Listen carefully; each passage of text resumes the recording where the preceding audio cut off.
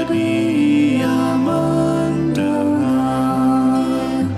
Sejak kulihat wajahnya, ku yakin pada firman-Nya dan menyerahkan bimbangku di dalam saat yang teduh.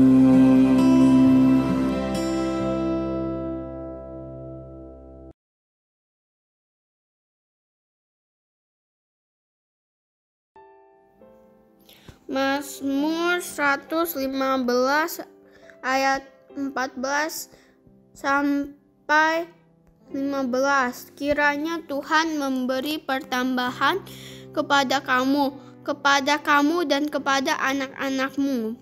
Diberkatilah kamu oleh Tuhan yang menjadikan langit dan bumi. Selamat pagi saudara-saudara yang terkasih di dalam Tuhan kita Yesus Kristus. Marilah kita bersatu dalam doa sebelum membaca dan merenungkan firman Tuhan. Tuhan Allah kami, terima kasih untuk hari yang baru, kesempatan yang baru.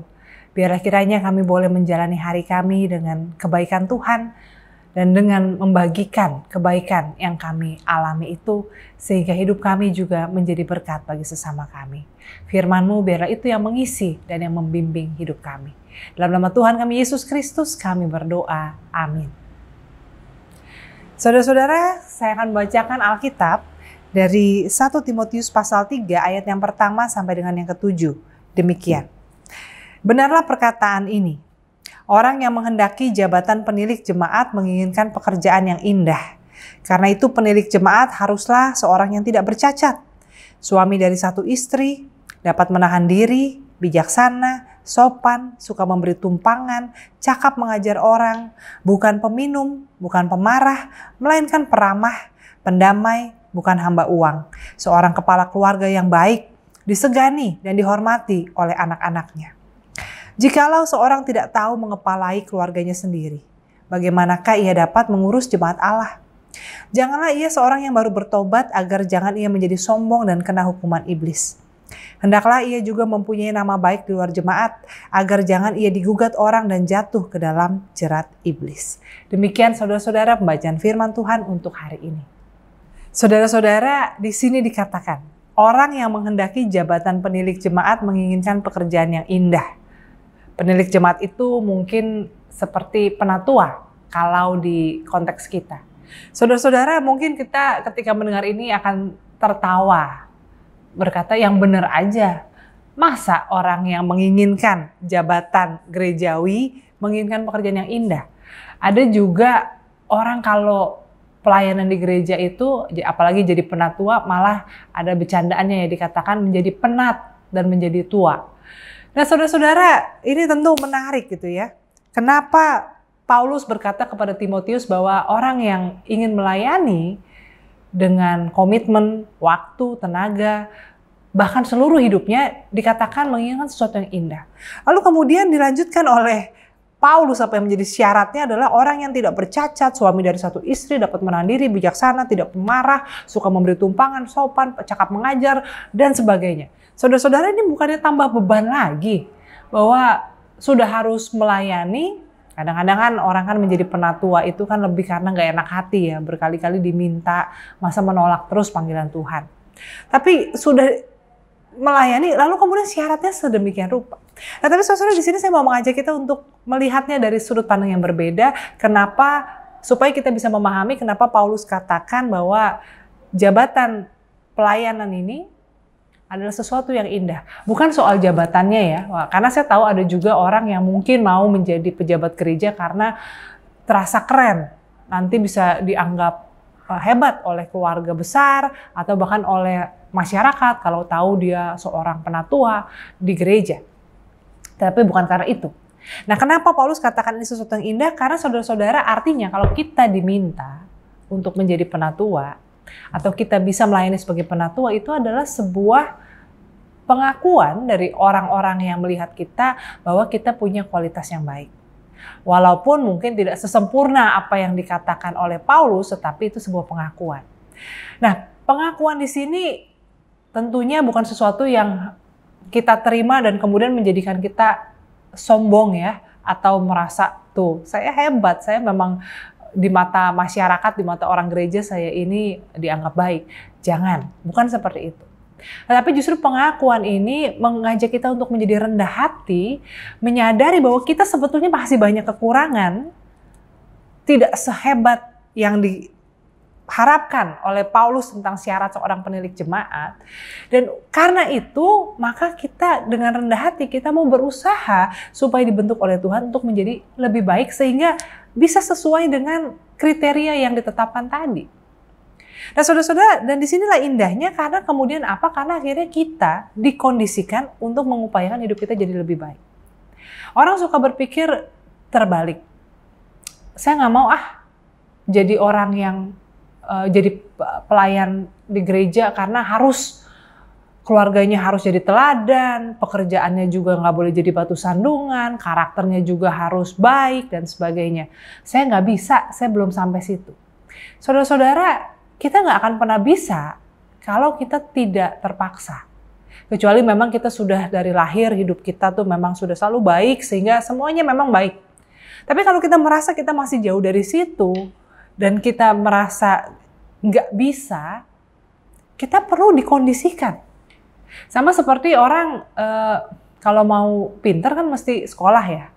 Memang ada orang yang sudah pintar sehingga kadang-kadang dia sekolah itu jadi bosen. Tapi bahkan anak yang sudah pintar pun tetap harus sekolah supaya kepintarannya tidak sia-sia. Apalagi kalau kita yang tidak terlalu pintar lah gitu ya. Kita tidak terlalu sempurna, kita tidak terlalu baik. Kalau kita disekolahkan tanda kutip oleh Tuhan melalui sebuah pelayanan yang mengharuskan kita bertumbuh dalam karakter, maka itu adalah sebuah kesempatan, bukan sebuah beban. Saudara-saudara, hidup ini ada yang namanya paradox of choice. Kita berpikir semakin kita banyak pilihan, semakin bebas, bisa apa aja kita mau, kita tentunya lebih bahagia. Tapi sebetulnya ternyata enggak. Memang pilihannya lebih banyak. Tapi kita lebih tidak bahagia. Kenapa? Karena akan lebih pusing. Kalau saya milih misalnya ya beli baju, pilihannya ada 1001 baju pilihan, bagus semua. Apapun yang saya pilih, karena saya nggak mungkin beli 1001 baju, apapun yang saya pilih, pasti akan ada rasa sedikit menyesal. Kenapa nggak yang itu ya? Itu apa nggak yang warna itu aja ya gitu ya? Tapi kalau misalnya saya mau beli baju lalu cuma dibilang oke, budgetnya cuma 100.000 dan yang warna hitam, maka pilihan saya kan menjadi lebih sedikit. Dan katakanlah saudara-saudara ya mungkin cuma 1 atau 2, dan apapun yang saya pilih saya akan merasa lebih puas karena memang pilihannya terbatas, tapi itu yang terbaik dari yang terbatas. Nah jadi keterbatasan kita ketika kita dikondisikan tidak boleh gampang marah, tidak boleh peminum sehingga mabuk-mabukan, tidak boleh jadi batu sandungan dalam pekerjaan. Itu sebetulnya adalah untuk kebaikan kita. Saudara-saudara, kalau misalnya ya, dikatakan bahwa menjadi pelayan Tuhan itu keluarganya tuh harus jadi teladan.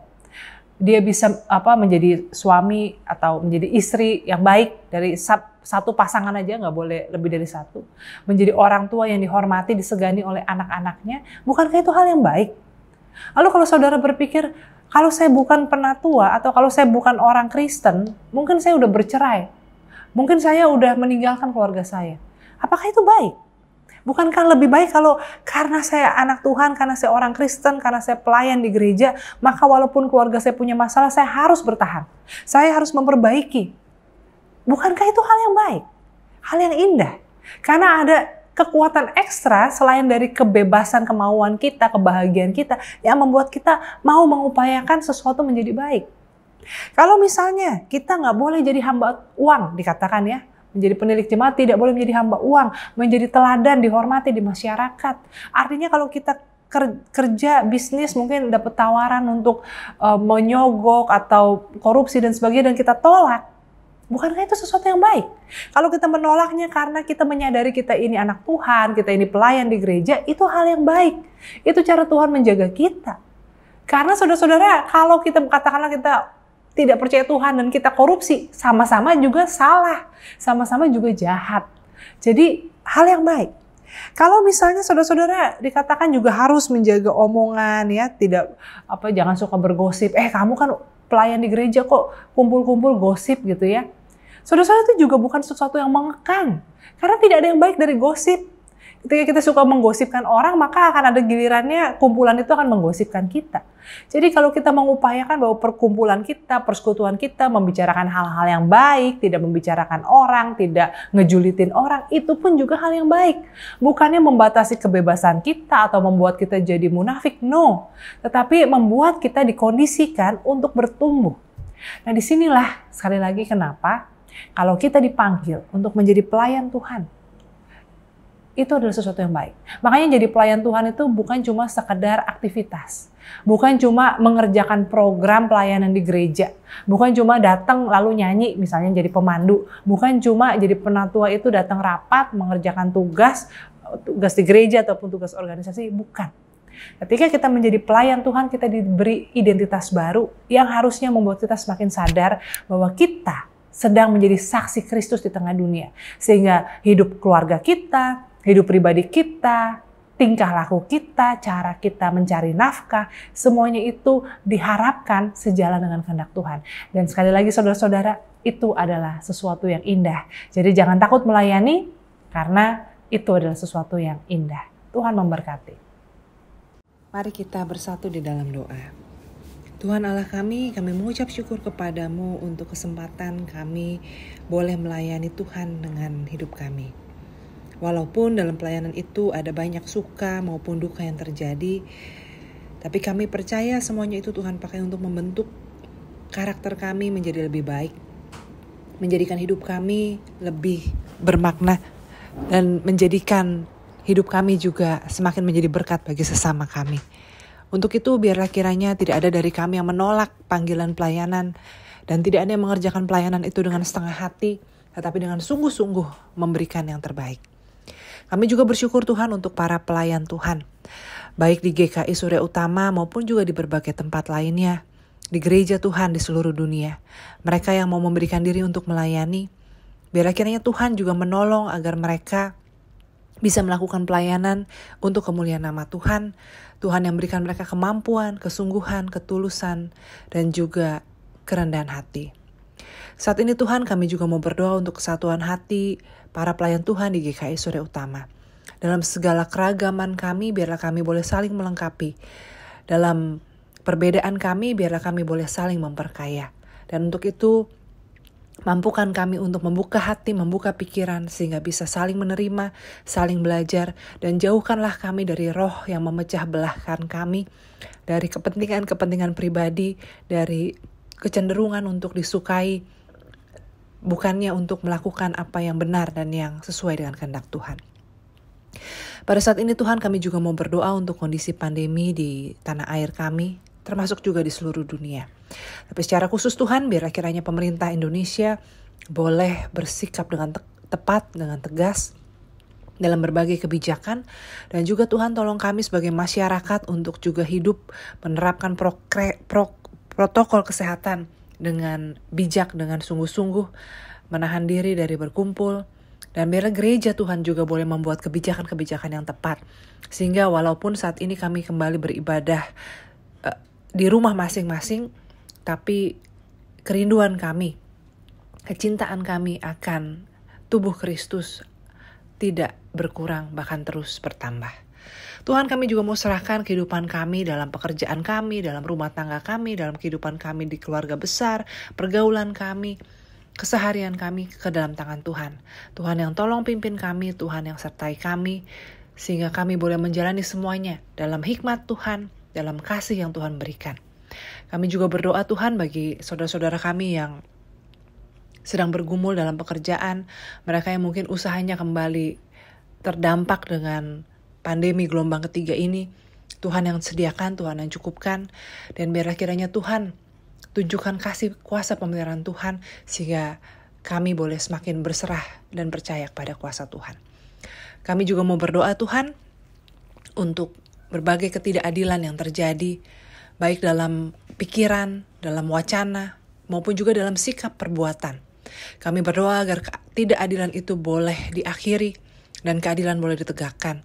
Untuk itu biarlah setiap kami boleh menjadi pelaku keadilan, mulai dari pikiran kami, perkataan kami, perbuatan, dan cara hidup kami. Tuhan, kami mau serahkan doa ini dalam satu nama, Tuhan kami Yesus Kristus, Tuhan yang menjadi manusia karena kasih-Nya kepada kami.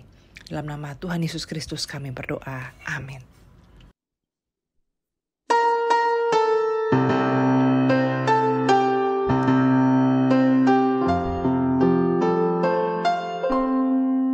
Kasih Tuhan mengiringimu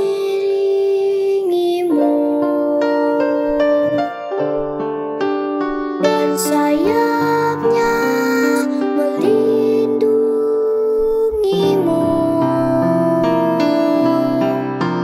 Tangan Tuhan pegang di dalam hidupmu. Majulah dalam terang kasih-Nya.